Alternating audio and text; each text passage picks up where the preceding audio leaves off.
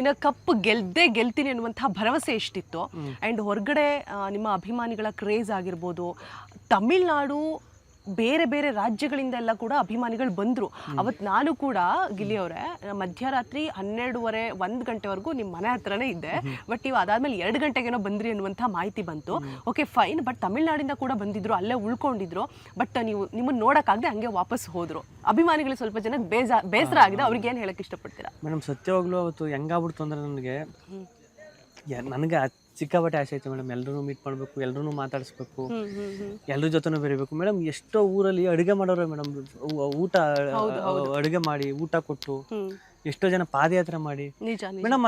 ಅದಕ್ಕೆಲ್ಲ ಅಷ್ಟೊಂದು ಯೋಗ್ಯತೆ ಇದ್ದದ ನನಗೆ ಅಷ್ಟೊಂದು ಪ್ರೀತಿ ಪಡಿಕೆ ಅಂದ್ರೆ, ಅಷ್ಟೊಂದು ಜನ ಪ್ರೀತಿ ಮಾಡೋಕೆ ಅದು ಗೊತ್ತೇ ಇಲ್ಲ ಮೇಡಮ್. ಅದು ಅಂದ್ರೆ ಹೊರ ರಾಜ್ಯ ಅಂದ್ರೆ ನೋಡಿ, ಅವ್ರು ಅದು ಆಂಧ್ರ, ತಮಿಳ್ನಾಡು, ಹೊರ ರಾಜ್ಯದವ್ರು ಮೇಡಮ್ ಕನ್ನಡ ಶೋ ಒಂದು ನೋಡಿ ಅದರಲ್ಲಿ ಒಬ್ಬನ ಗುರುತಿಸಿ, ನಾನು ಒಂದು ವಿಡಿಯೋ ನೋಡಿದೆ, ಅವ್ರು ವಿಡಿಯೋ ಮಾಡಿ ಎಲ್ಲ ಹಾಕಿದ್ದ, ಅದ್ರಲ್ಲಿ ಒಂದು ಶೋ ನೋಡಿ ಅಷ್ಟೊಂದು ಸಪೋರ್ಟ್ ಮಾಡ್ತಾರೆ ಅಂದ್ರೆ ಹೆಂಗ್ ಸಾಧ್ಯ ಮೇಡಮ್? ಅದು ನಮ್ಮೂರು ನನ್ಗೆ ನೋಡ್ರಿ, ಯಾವುದೋ ಒಂದು ಊರಲ್ಲಿ, ಯಾವುದೋ ಒಂದು ಮನೇಲಿ ಯಾರ್ದೋ ಒಬ್ಬ ಮಗ ಆಗಿ ಒಂದು ಸಣ್ಣ ಕುಟುಂಬದಲ್ಲಿ ನಾರ್ಮಲಾಗಿ ಒಂದು ಮಿಡ್ಲ್ ಕ್ಲಾಸ್ ಲೈಫಲ್ಲಿ ಬದುಕ್ತಿರೋ ನಾನು. ಇವತ್ತು ಈ ಕರ್ನಾಟಕ ಎಲ್ಲ ಅಕ್ಕಪಕ್ಕ ಎಲ್ಲ ನನ್ನ ಊರ ಥರ ಅಂದ್ರೆ, ನನ್ನ ಮನೆ ಮಗನ ಥರ ನೋಡ್ತಾರೆ ಪ್ರತಿಯೊಬ್ಬರು. ಅಂದರೆ ನನ್ನ ಹಣೆ ಬರ ನಿಜವಾಗ್ಲೂ ಸಕ್ಕ. ನಾನು ಒಂದು ಮಾತು ಹೇಳಿದೆ ಇದರಲ್ಲಿ ಲಾಸ್ಟಲ್ಲಿ, ನೀವೇನಾರ ಗೆದ್ದಿಲ್ಲ ಅಂದರೆ, ಸುದೀಪಣ್ಣ ಕೇಳ್ತಾರೆ ಲಾಸ್ಟ್ ವೀಕು, ನೀವೇನಾರ ಗೆದ್ದಿಲ್ಲ ಅಂದರೆ ನೀವು ಏನು ಹೇಳ್ತೀರಾ ಅಕಸ್ಮಾತ್ ಅಂತ. ನಾನು ಗೆದ್ದಿಲ್ಲ ಅಂದರೆ ಅಣ್ಣ ಯಾವ ಸೋಲು ಗೆದ್ದಿಲ್ಲ, ವಿನ್ ಆಗಿಲ್ಲ, ರನ್ನರ್ ಅಪ್ ವರೆಗೂ ಹೋಗಿದ್ದೀನಿ, ಗೆದ್ದಿಲ್ಲ ವಿನ್ ಅನ್ನೋದು ನಾನು ಹಣೆ ಬರದಲ್ಲೇ ಬರಲಿಲ್ವೇನೋ ಅಂತ ಅನ್ಕೊಬಿಡ್ತೀನಿ ಅಂತ ಹೇಳಿದೆ.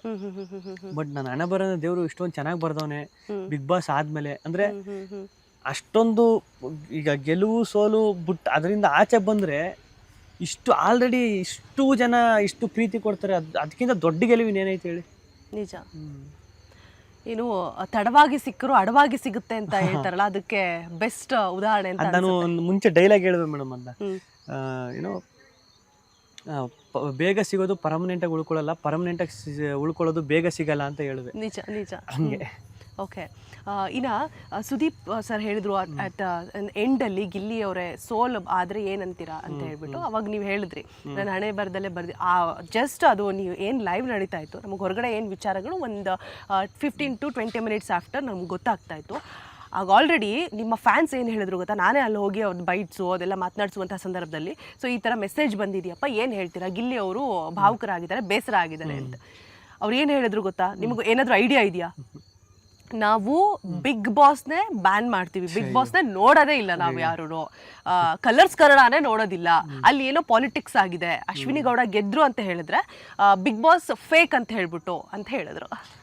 ಇಲ್ಲ ಮೇಡಮ್, ಅಷ್ಟು ಅದೇ ಹಂಗೆ ಆ ಥರ ಆ ಥರ ಹೇಳ್ತಾರೆ ಒಂದು ಮಾತು. ಅಷ್ಟೊಂದು ಪ್ರೀತಿ ಇಟ್ಟವ್ರೆ ನನ್ನ ಮೇಲೆ ಅಂದರೆ ಅದು ಹೆಂಗೆ ಆ ಋಣನ ಹೆಂಗೆ ತೀರಿಸೋದು ಮೇಡಮ್? ಬದುಕಿರೋವರೆಗೂ ಅದು ಆ ಋಣಕ್ಕೋಸ್ಕರನೇ ಬದುಕಬೇಕು ಮೇಡಮ್, ಅದಕ್ಕೋಸ್ಕರನೇ ಬದುಕಬೇಕು. ಆ ಮಾತುಗಳು, ಆಮೇಲೆ ಆ ಇದು ಪೂಜೆ ಮಾಡೋ ದೇವ್ರು ಇದರಲ್ಲಿ ಪಾದಯಾತ್ರೆಗೆ ಹೋಗ್ಬಿಟ್ಟು ದೇವ್ರ ಹತ್ರ ಇಟ್ಬಿಟ್ಟು ಪೂಜೆ ಮಾಡ್ತಾರಲ್ಲ ಮೇಡಮ್. ಹೌದು ಹೌದು ಹೌದು. ಚಿಕ್ಕ ಮಕ್ಕಳೆಲ್ಲ ಕೇಳೋದು ಯಾರು ಇಷ್ಟ ಅಂದ್ರೆ ಗಿಲ್ಲಿ ಅಂತ. ಹೌದು ಹೌದು ಹೌದು ಮೇಡಮ್. ಎಲ್ಲರೂ ಅಷ್ಟೊಂದು ಪ್ರೀತಿ ಕೊಟ್ಬಿಟ್ರೆ ಅದು ಹೆಂಗೆ ಇರೋದೊಂದು ಹೃದಯ, ಹೆಂಗೆ ಅದನ್ನೆಲ್ಲ ತಡ್ಕೋಬೇಕಲ್ಲ ಆರ್ಟ್ ಅನ್ಸುತ್ತೆ.